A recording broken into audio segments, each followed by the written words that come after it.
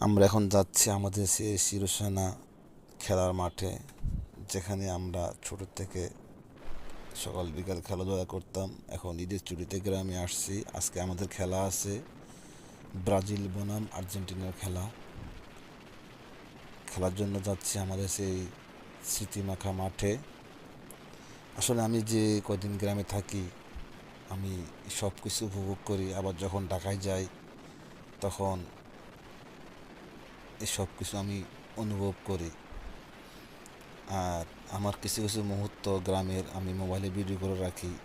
ওগুলি আমি যখন ঢাকায় যাই, তখন আমি আবার নিজে নিজে দেখি আর অনুভব করি। আবার কখন গ্রামে যাব, ঈদের ছুটি আসবে, পরিবার সাথে ঈদ করব, বন্ধু বান্ধবের সাথে আবার খেলাধুলা করব, আড্ডায় মেতে উঠবো।